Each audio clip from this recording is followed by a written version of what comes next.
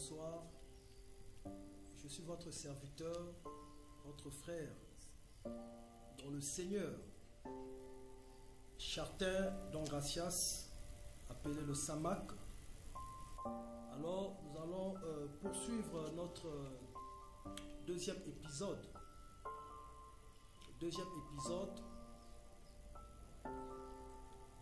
Par rapport à l'émission. Et nous allons voir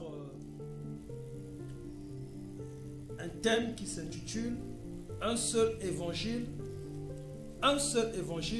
deux points, la révélation de Christ à Paul. Un seul évangile, deux points, la révélation de Christ à Paul. C'est une série de la rubrique Connexion, la deuxième série, rubrique Connexion avec la formation. En vérité,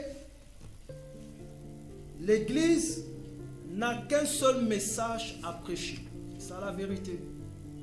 Et nous allons voir, examiner ensemble les Écritures. L'Église n'a qu'un seul message à prêcher. Ce qui fragilise les églises aujourd'hui et ce qui empêche l'unité de la foi, c'est que chaque église a son propre message à prêcher. C'est un problème. Le fait que chaque église a son propre message à prêcher, ça nous emmène à voir plusieurs doctrines. Pendant ce temps, nous n'avons qu'une seule doctrine, qui est la doctrine de Christ, qui est la sainte doctrine. La doctrine de Christ, qui est la sainte doctrine. Je me souviens, lorsque j'ai fait une rencontre personnelle avec le Seigneur, à travers une vision nocturne, c'était par rapport à mon appel en 2015, septembre 2015. J'ai entendu une voix audible me dire que j'ai des vies à sauver par sa parole. J'ai des vies à sauver par sa parole. Et depuis 2015, ça m'a pris, je dirais, 2015, donc ça m'a pris 9 ans, 2015 à 2024. Donc ça m'a pris 9 ans de comprendre que lorsque le Seigneur m'avait dit que j'ai des vies à sauver par sa parole, il s'agissait de l'évangile de la grâce. L'évangile de la grâce, c'est le message ultime pour nous aujourd'hui. L'évangile de la grâce, c'est le message de la nouvelle alliance. Le message de la nouvelle alliance, mon frère, ma soeur.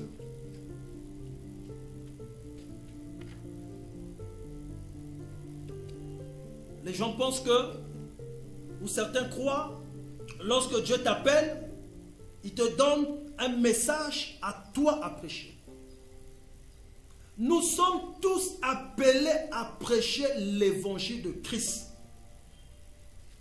Nous sommes tous appelés, tout vrai ministre de Dieu, tout vrai serviteur de Dieu, le Seigneur, par plusieurs moyens, d'une manière ou d'une autre, le Seigneur va le préparer à prêcher l'évangile de Christ. Celui qui est réellement appelé de Dieu, même s'il commence mal avec un autre évangile, le Seigneur va toujours le rattraper. Parce que beaucoup enseignent des évangiles spécialisés. Et c'est le problème que nous avons aujourd'hui. Déjà, l'évangile de la grâce, ou encore l'évangile de Christ, c'est aussi appelé l'évangile du salut. l'évangile de la grâce c'est déjà un message spécifique. On n'a plus d'autres messages spécialisés, on n'a plus d'autres messages spécifiques. Il n'y a pas un évangile pour les couples. Il n'y a pas un évangile pour les finances. Il n'y a pas un évangile pour la délivrance. Il n'y a pas un évangile pour les entrepreneurs. Il n'y a qu'un seul évangile qui est l'évangile de Christ. Et l'unique message qui est capable de transformer le cœur. Parce que le vrai problème de l'homme, c'est le cœur de l'homme qui doit changer. C'est le cœur de l'homme qui doit être transformé. Aujourd'hui, il y a des séminaires de couple, on enseigne des choses, des techniques, comment être heureux. Mais le constat fait qu'on assiste à plus de divorces dans les églises. Tant que le cœur n'est pas transformé, tant que le cœur n'est pas transformé, le mariage va connaître des problèmes, les relations professionnelles auront des problèmes, tous les aspects on aura des problèmes. Le problème, c'est le cœur de l'homme. Et l'évangile, c'est la solution pour résoudre ou pour changer, pour transformer le cœur de l'homme. Le cœur de l'homme. Donc, dans les Écritures, nous voyons que la Bible nous enseigne qu'il n'existe qu'un seul évangile, celui de Christ, crucifié, ressuscité, qui transforme toute la vie d'un croyant. L'évangile de la grâce ne se fragmente pas en plusieurs messages. Non. L'évangile de la grâce est la révélation complète, parfaite. La révélation complète, l'évangile de la grâce ne se fragmente pas en plusieurs messages. Et lorsque la Bible fait ressortir les différentes facettes de l'évangile, on nous parle de l'évangile du salut. Pour nous montrer que seul l'évangile a le pouvoir de nous sauver. On nous parle de l'évangile éternel. C'est un évangile qui n'a pas de fin. L'évangile de Christ parce que c'est un évangile qui est centré sur Christ. L'évangile de Dieu parce que c'est un évangile qui trouve sa source, qui vient de Dieu. Il vient de Dieu. Nous allons lire Galates 1, 8 à 9. Galates 1,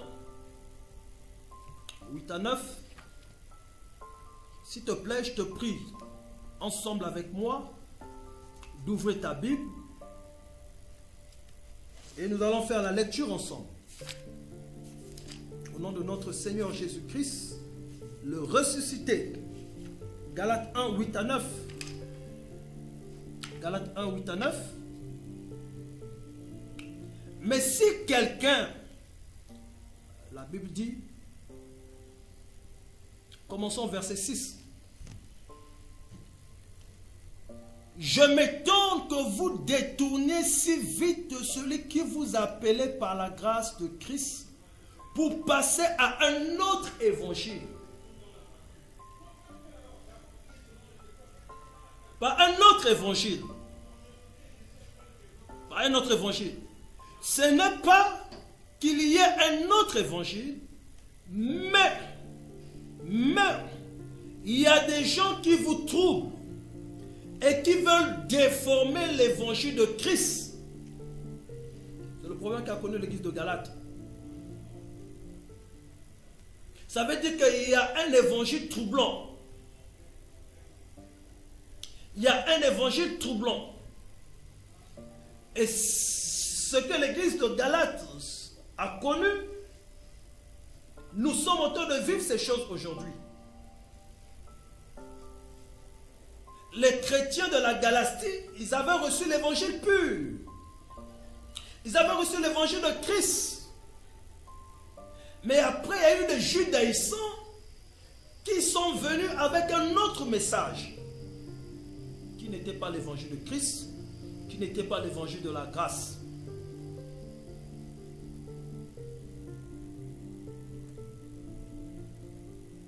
Et aujourd'hui aussi, nous voyons plusieurs prédicateurs, plusieurs hommes de Dieu. Ils sont sur les réseaux sociaux. Ils sont de fois connus, de fois populaires.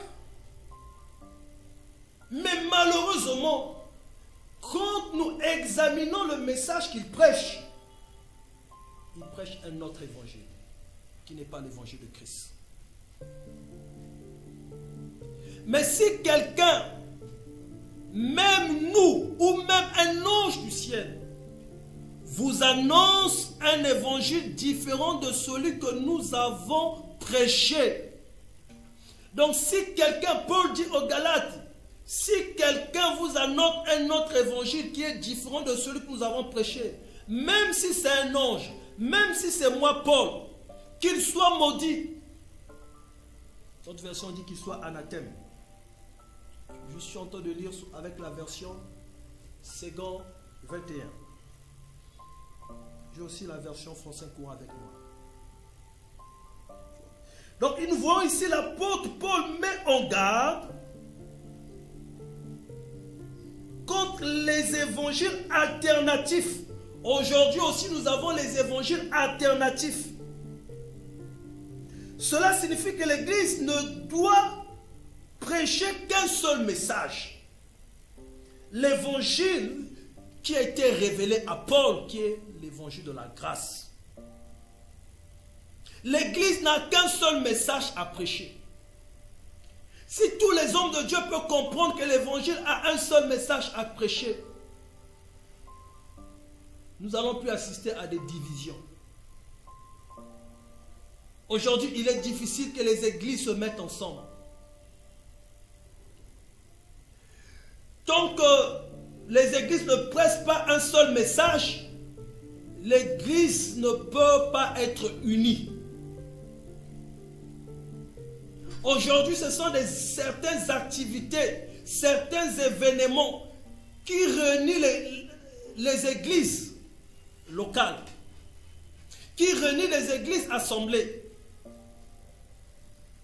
Mais tant que ces églises assemblées, ces églises locales n'ont pas un seul message, il n'y aura que de l'hypocrisie, même s'ils se mettent ensemble parce qu'il y a un événement. Parce qu'il y a un événement, ça sera de l'hypocrisie. Ça sera de l'hypocrisie. Nous l'avons déjà dit, je le répète maintenant. Donc Paul insiste, il dit je le répète. Donc c'est vraiment sérieux. Paul est vraiment sérieux. Si quelqu'un vous annonce un autre évangile que celui que vous avez reçu, qu'il soit maudit. Il le répète. Maintenant, est-ce la faveur des hommes que je recherche ou celle de Dieu? Est-ce que je cherche à plaire aux hommes? Si je plaisais aux hommes, je ne serais pas serviteur de Christ. Ici, dans cette émission, nous ne sommes pas là pour plaire aux hommes. Nous allons prêcher la vérité de l'évangile. Et je sais que cet évangile est destiné à des élus. Cet évangile est destiné à des élus. Et quiconque a le Saint-Esprit, et quiconque était réellement prédestiné, même s'il n'accepte pas cette vérité aujourd'hui, avec le temps, son temps viendra, il comprendra cela. Il comprendra cela. Pourquoi est-ce crucial? Pourquoi est-ce crucial? Parce que seul l'évangile de Christ, révélé à Paul, a le pouvoir de transformer toutes les sphères de la vie du croyant. Toutes les sphères de la vie du croyant. Romains 1, verset 16. L'évangile, c'est la puissance pour le salut de quiconque qui croit. Romains 1, verset 16. Romains 1, verset 16. Car je je n'ai pas honte de l'évangile de Christ. Je n'ai pas honte de l'évangile de Christ. Paul dit que je n'ai pas honte de l'évangile de Christ. Parce qu'à son époque, c'était honteux de prêcher l'évangile de la grâce. C'était honteux de prêcher l'évangile de la grâce. Aujourd'hui, nombreux n'ont pas l'audace de prêcher l'évangile de la grâce parce que ils seront traités de tout, ils seront rejetés.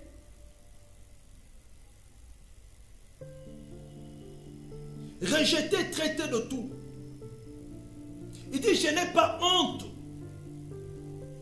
Je n'ai pas honte. Et moi aussi, je le dis, je n'ai pas honte de proclamer la vérité.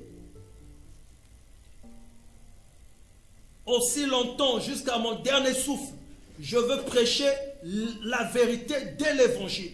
Je ne suis pas là pour plaire aux hommes, mais je suis là pour proclamer ce qui est écrit. La lumière de l'évangile. La lumière de l'évangile. Car je n'ai pas honte de l'évangile de Christ, c'est la puissance de Dieu pour le salut de tout homme qui croit, du juif premièrement, mais aussi du grec. En effet, c'est l'évangile qui révèle la justice de Dieu par la foi et pour la foi. Comme cela est écrit, le juste vivra par la foi. Donc c'est un évangile qui sauve. C'est un évangile qui justifie par la foi sans les œuvres de la loi. Ce sont des choses que nous aurons le temps de l'autre là. Nous sommes en train de vouloir rester d'abord sur le thème d'aujourd'hui. Un seul évangile, la révélation de Christ, reçu par Paul. C'est un évangile qui renouvelle notre intelligence. Romains 12, verset 2. Il nous donne la liberté en Christ. Il nous donne la liberté en Christ. Galates 5, verset 1. Il nous donne la liberté en Christ. Cet évangile.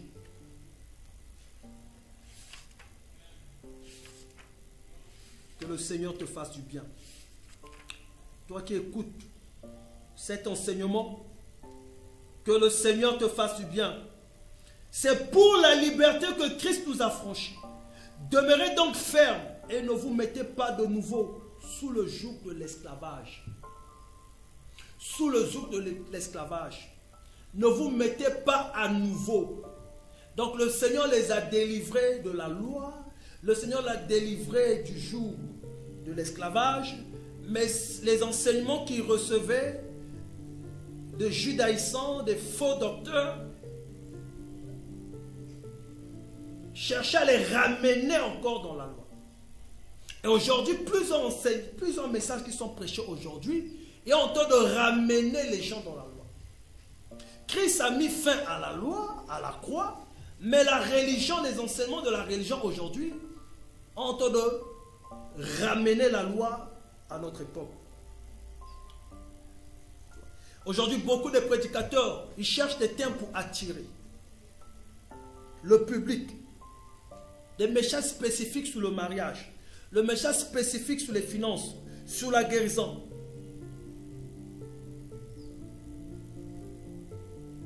Or que lorsque un croyant comprend l'évangile de la grâce dans sa plénitude, toute sa vie sera impactée. Toute sa vie sera impactée. Lorsque tu vas comprendre l'évangile dans sa plénitude, toute ta vie sera impactée. Lorsque tu vois les épîtres de Paul, le livre de Romains par exemple, on nous parle des doctrines fondamentales de la foi chrétienne. La justification par la foi, mais ce n'est pas enseigné aujourd'hui. Le salut n'est pas enseigné. Certains enseignent, mais ils enseignent par rapport à la loi. D'autres, ils enseignent le message que Pierre a prêché. Nous allons voir dans les épisodes qui suivent la différence entre le message que Pierre a prêché et le message que Paul a prêché. Nous allons voir ça. Et notre modèle, notre référence doctrinale, c'est le ministère de Paul. Il est notre apôtre. Lui seul a eu l'audace de dire: soyez mes imitateurs comme je le suis pour Christ. Aucun apôtre a eu cette audace.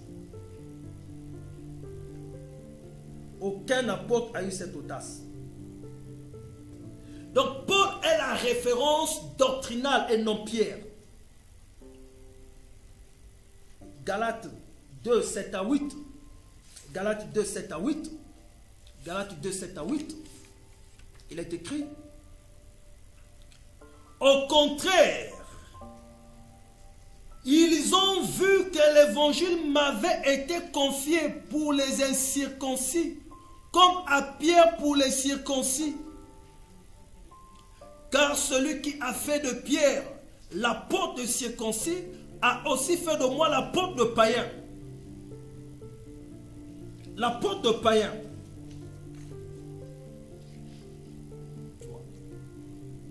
Donc Pierre, sa mission portait vers les Juifs. Mais Paul, c'était vers les nations.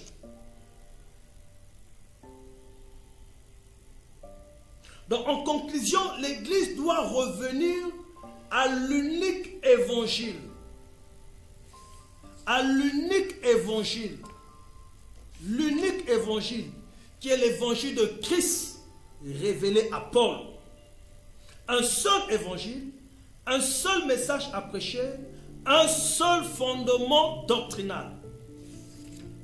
Un seul évangile, l'évangile de Christ révélé à Paul, un seul message à prêcher, la grâce et la nouvelle alliance, un seul fondement doctrinal, l'enseignement de Paul et non celui de Pierre. Au prochain épisode, on va démontrer cela. Et pourquoi cette différence? Pourquoi? Et je vous encourage à suivre le premier épisode. Ici, nous sommes dans le deuxième épisode, et en même temps la deuxième série de la rubrique Connexion à la formation. Donc, les enseignements que nous donnons dans la première rubrique Connexion à la formation sont étroitement liés aux enseignements que nous dispensions en présentiel et en ligne. Nous avons le fascicule de la première session, puisque nous avons le module qui est les bases de l'évangile de la grâce. C'est le premier module que nous sommes en train de voir. Le deuxième module, nous sommes en train de voir avec les apprenants de la grâce. Dans ce premier module, nous avons 10 sessions. Donc la première session, c'est l'introduction de l'évangile de la grâce. Le manuel est déjà prêt. Donc il suffit de nous contacter. On vous dira comment on peut vous faire parvenir le moyen. Par voie électronique, elle est gratuite. S'il faut l'impression, vous allez supporter les frais de l'impression. Et aussi de la logistique si cela est nécessaire. 1 Corinthiens 3, 10 à 11. 1 Corinthiens 3, 10 à 11. Selon la grâce que Dieu m'a donnée, j'ai posé le fondement comme un sage architecte. Qui a posé le fondement? Qui parle ici? C'est Paul qui parle. C'est Paul qui a posé le fondement. Ce n'est pas Pierre qui a posé le fondement.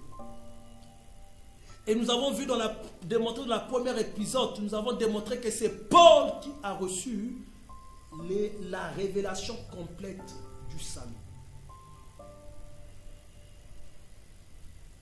Sans les épîtres de Paul, on ne peut pas pleinement comprendre le salut et la fin de l'ancienne alliance. On ne peut pas comprendre la justification de la foi. Il dit, j'ai posé le fondement comme un sage architecte. Donc l'apôtre architecte, il n'y en a qu'un seul. Il n'y a pas plusieurs apôtres architectes. Les apôtres d'Éphésiens 4, 11 ne sont pas les apôtres architectes. Ils édifient sous les fondements qui ont été déjà posés. il rétablit l'église sous les fondements qui ont été déjà posés. Il dit que j'ai posé le fondement comme un sage architecte. Mais Paul a posé le fondement comment ou en faisant quoi? Mais Paul a posé le fondement en prêchant l'évangile, la vérité de l'évangile de la grâce. Donc les fondements qui ont été posés, c'est l'évangile de la grâce qui révèle Christ et son œuvre achevée. Et un autre bâtit dessus. Mais que chacun prenne garde à la manière dont il bâtit dessus. Car personne ne peut poser un autre fondement. On a dit personne ne peut poser un autre fondement. Autrement dit, personne ne peut prêcher un autre message que celui qui a été posé, à savoir Jésus-Christ. C'est Jésus-Christ qui doit être le centre de notre message. Parce que la bonne nouvelle du salut repose sur Jésus-Christ. Ce n'est pas la bonne nouvelle du mariage. Ce n'est pas la bonne nouvelle d'une promotion quelconque. Ce n'est pas la bonne nouvelle, je ne sais pas de quoi. Mais c'est une bonne nouvelle. Tellement bonne pour être vraie. Cet évangile.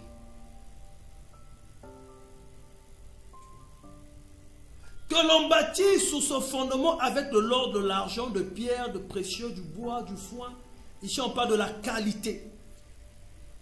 Donc l'évangile de la grâce, prêcher, faire le ministère avec l'évangile de la grâce, c'est bâtir avec les hautes qualités. Haute qualité. Je vous encourage à lire la suite jusqu'à 15. 1 Corinthiens 3, lisez jusqu'à 15. On y reviendra assurément. Donc l'église doit revenir à son véritable message. Pas à un message, pas à un évangile pour le mariage, pour l'argent, pour la guérison. Mais un seul évangile, celui de Christ, qui transforme toutes choses. Romains 16, 25. À celui qui peut vous affermir selon mon évangile et la prédication de Jésus-Christ, selon la révélation du mystère caché pendant les siècles. Donc il est temps d'abandonner les enseignements mélangés et de revenir au pur évangile de la grâce. Au pur évangile de la grâce. Donc, il n'y a pas plusieurs évangiles, il n'y a qu'un seul évangile. Il n'y a pas plusieurs évangiles, il n'y a qu'un seul évangile. Et Paul le dit qu'il n'y a qu'un seul évangile.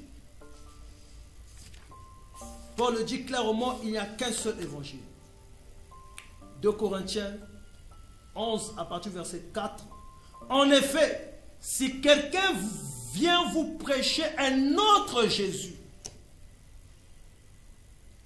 que celui que nous avons prêché, et si vous recevez un autre esprit que celui que vous avez reçu, ou un autre évangile que celui que vous avez accepté, vous le supportez très bien. L'église de Corinthe n'est pas une église modèle pour nous. Il y avait la division, les querelles, l'immoralité sexuelle. Pourquoi toutes ces choses? Toutes ces choses étaient devenues la marque de cette église. Parce que ils se sont détournés de la vérité de l'évangile. Donc une église qui rejette la vérité de l'évangile, une église qui rejette la sainte doctrine, ça sera une église remplie des hommes et des femmes charnels. Et c'est ce que nous voyons avec cette église. Et Paul, lorsqu'il veut résoudre le problème de cette église, il ne leur apporte pas un autre message. Il leur apporte le message de l'évangile. Voilà pourquoi dans 1 Corinthiens 1, verset 23, il dit, nous prêchons Christ crucifié. Donc, quand nous prêchons un autre évangile, cela veut dire que nous annonçons un autre Jésus. Et si nous annonçons un autre Jésus, cela veut dire que c'est un autre esprit qui qui n'est pas le Saint-Esprit qui va régner dans cette église. Aujourd'hui, une église qui n'est pas dans la sainte doctrine, une église qui ne prêche pas la vérité de l'évangile, ça ne sera pas le Saint-Esprit qui sera au sein de cette église. Ça sera un autre esprit. Voilà pourquoi il est important de revenir sur la vérité de l'évangile. Et rapidement, je vais vous citer ce qui n'est pas l'évangile. Ce que n'est pas l'évangile.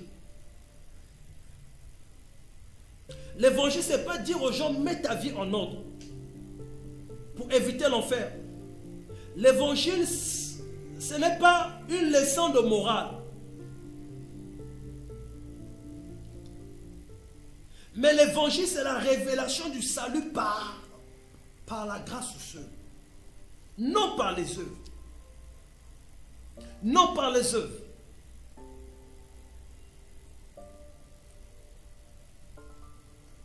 On peut être un bon orateur sans être un bon prédicateur. Un bon prédicateur, c'est celui qui prêche Christ, qui prêche l'évangile de la croix, l'évangile de la grâce. L'évangile de la croix, l'évangile de la grâce. Aujourd'hui, nous avons un autre évangile qui domine les églises aujourd'hui. Un autre évangile qui a pour source les fausses doctrines. Et cela est dû de la mauvaise interprétation des Écritures. Plusieurs doctrines erronées se sont répandues à cause de la mauvaise interprétation des Écritures. Et nous avons une rubrique où nous allons venir analyser les fausses doctrines, confronter cela à la lumière des Écritures et rétablir la vérité. Parmi les évangiles qui sont prêchés aujourd'hui, les messages qui sont prêchés aujourd'hui, qui n'est pas l'évangile de Christ, nous avons l'évangile de la délivrance. Ce qu'on appelle le syncrétisme religieux. On a l'évangile, on mélange l'évangile à autre chose. Donc on prend l'évangile, on mélange à la délivrance. L'évangile de la délivrance, certains enseignent, certains enseignements, ce sont des enseignements qui mettent l'accent sur la délivrance continue des démons ou des malédictions. Très souvent, c'est des messages qui mettent l'accent sur les démons. L'évangile est centré sur Christ, non sur l'homme, non sur les démons.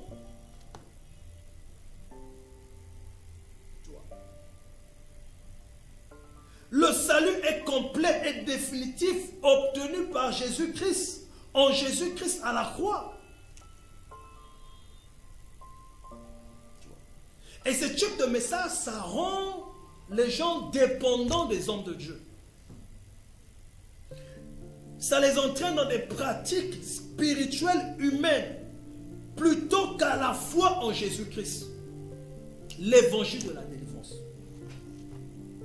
Donc lorsque vous voyez un enseignement qui met l'accent sur les démons, qui met l'accent sur la sorcellerie, quelqu'un prend tout son temps à vouloir expliquer des choses mystérieuses ou la démologie, sachez que ce n'est pas l'évangile. Sachez que ce n'est pas l'évangile. Ça s'appelle l'évangile de la délivrance. C'est un faux évangile. Nous avons reçu pour mission d'éclairer les élus afin de les faire sortir du ténèbre. Parce que le ténèbre, c'est l'ignorance. Le ténèbre signifie aussi l'incrédulité. Le ténèbre, c'est aussi la religion. Le ténèbre, c'est la condamnation. Le ténèbre, c'est la culpabilité. Le ténèbre, c'est la peur.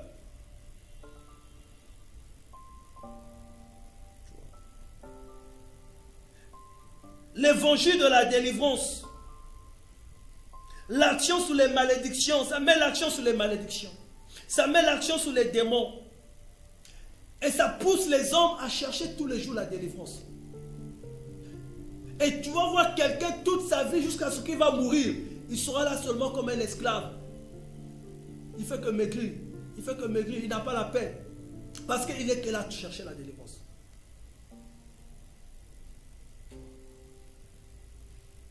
Donc l'évangile de la grâce, à travers l'évangile de la grâce, tu comprendras ton identité. Tu comprendras que celui qui est en toi est plus fort que celui qui est dans ce monde. Tu comprendras que en Christ, tu as déjà la victoire. En Christ, tu es déjà plus que vainqueur. Et tu dois marcher par la foi. Marcher dans la vérité. Proclamer cette vérité. Nous avons un évangile, l'évangile de la guérison, qui n'est pas l'évangile de Christ, qui est notre évangile. Et si on te prêche un autre évangile, sachez que vous serez sous la domination de notre esprit. Et les fausses doctrines envoûtent les gens, emprisonnent les gens dans la religion, des fois dans une église. Tu vois. Donc, l'évangile de la guérison exagère. Ce sont des messages qui exagèrent et qui réduisent l'évangile à la guérison physique. Comme si c'était une promesse absolue pour les croyants. Cela fausse l'évangile. On voit que la guérison, la guérison ultime est celle du cœur et de l'âme. Et parfois la volonté de Dieu s'exprime autrement. L'évangile de la guérison. L'évangile de la guérison réduit l'évangile à la guérison physique. Et quand nous allons étudier avec les autres épisodes, vous allez comprendre que la guérison ultime, elle est spirituelle. C'est la guérison du cœur, de l'âme.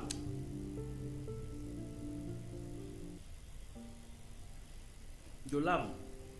Nous avons l'évangile de la prospérité,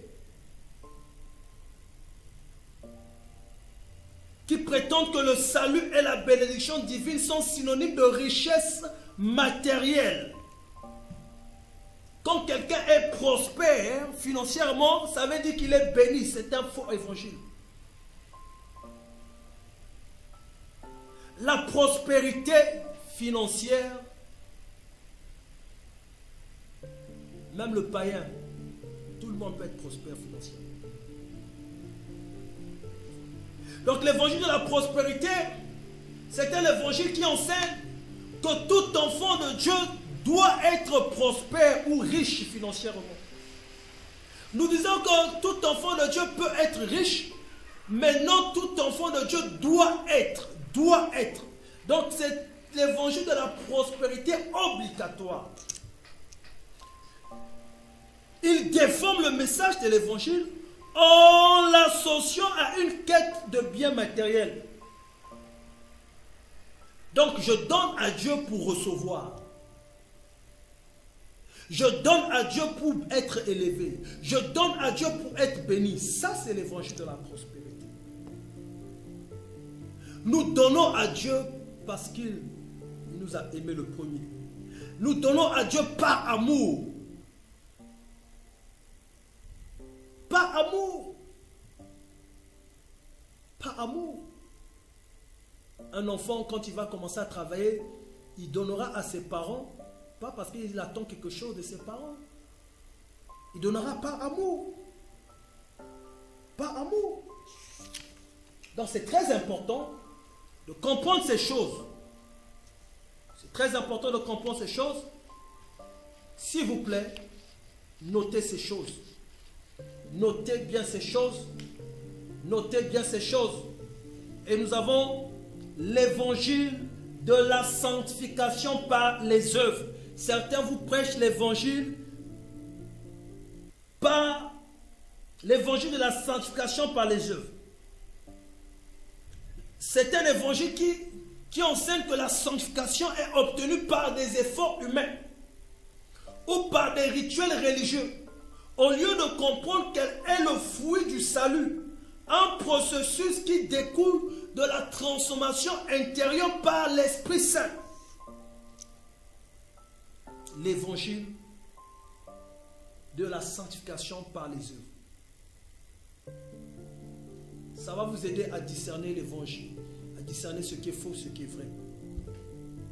Il y a ce qu'on appelle l'évangile de la repentance sans la grâce. C'est un autre faux enseignement qui insiste sur la nécessité de la repentance comme condition préalable au salut. C'est dans l'ancienne alliance où la bénédiction, le salut était conditionné. Mais dans la nouvelle alliance, Jésus-Christ a rempli toute la condition. Il a rempli toute la condition.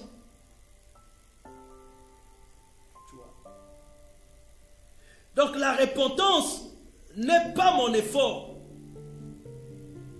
Même lorsque quelqu'un décide de laisser quelque chose, cela ne vient pas de lui. C'est Dieu qui crée en nous le vouloir et le faire. C'est toujours l'action du Saint-Esprit.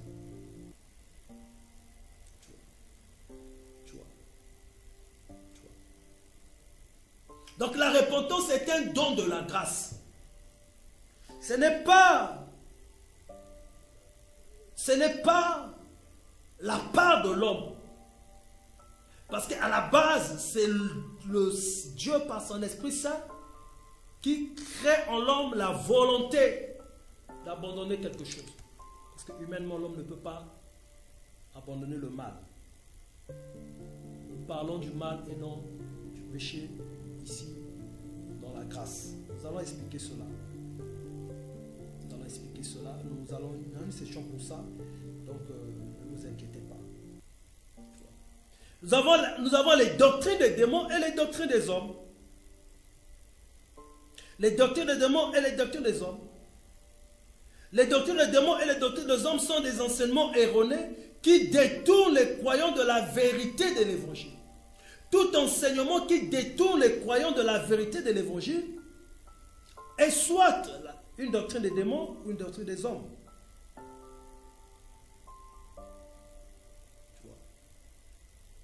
La doctrine des démons, c'est des enseignements qui ont pour source la force du mal. Aujourd'hui, il y a beaucoup des hommes de Dieu qui travaillent avec d'autres forces spirituelles. Des forces spirituelles qui sont maléfiques. Leurs messages sont inspirés par les démons.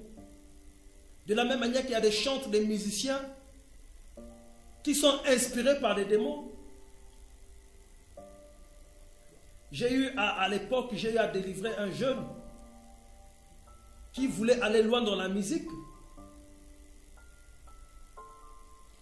Alors le producteur lui a dit, je peux faire à ce que tu ailles loin dans la musique. Et le producteur l'emmenait quelque part.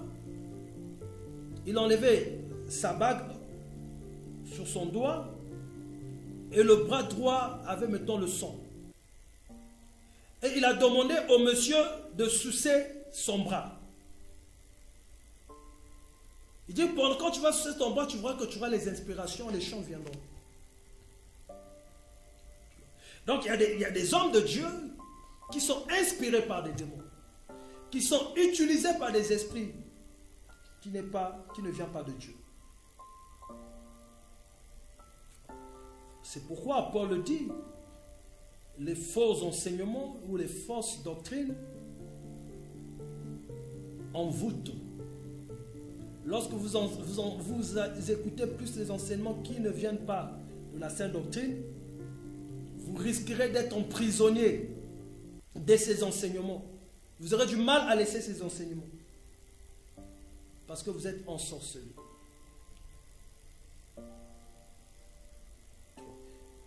Ensorcelés. Donc, c'est très important. Des fois, c'est des pratiques de rituels. Aujourd'hui, il y a des pratiques qui se font des fois à l'église ouvertement. Ouvertement. Des pratiques rituelles, occultes, qui se font ouvertement dans les assemblées. Maintenant, la doctrine des démons, quant à elle, repose sur des traditions, des philosophies, des règles humaines qui ne trouvent pas leur fondement dans les Écritures. Dans les Écritures. Et la sainte doctrine est celle qui repose entièrement sur Christ et sur son œuvre achevée. Entièrement sur Christ, sur la révélation des Écritures et son œuvre achevée à la croix de Golgotha. Donc, lorsqu'un enseignement est correct, elle produit une foi solide, une foi saine, une foi ferme en Christ. Aujourd'hui, les gens vont des églises en des églises. Les mêmes personnes qui vont aller dans les églises, les mêmes personnes vont chez les féticheurs, vont dans les kizingas, vont chercher les... Pourquoi? Parce que leur foi n'est pas ferme. Leur foi n'est pas ferme, puisqu'ils ne reçoivent pas un enseignement pur. Ils ne peuvent pas avoir une foi solide, ferme, une foi saine, une foi vaine. Tout enseignement qui ne vient pas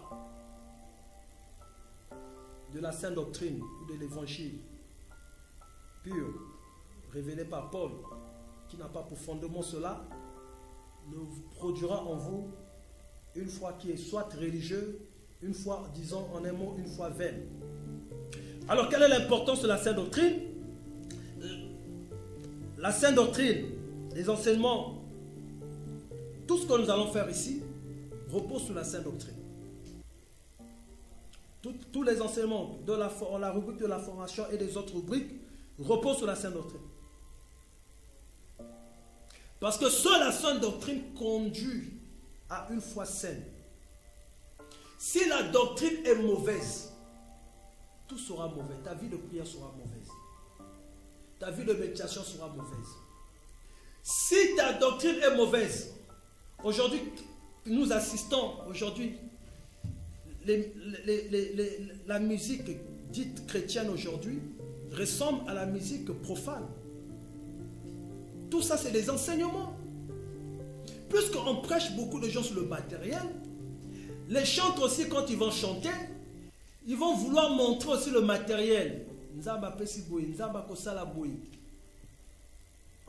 Les vidéos, les clips. Pourquoi? Qu'est-ce qu'on montre plus? C'est le matériel. Ce n'est pas de leur faute, puisque c'est les enseignements qu'ils reçoivent.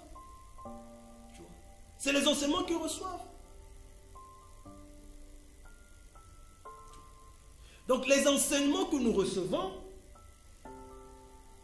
affectent notre style de vie, affectent notre attitude, affectent notre manière de vivre. Donc faites attention aux enseignements que vous recevez. Parce que la qualité de ta foi dépend des enseignements que tu reçois. Dépend des enseignements que tu reçois. Dépend des enseignements que tu reçois.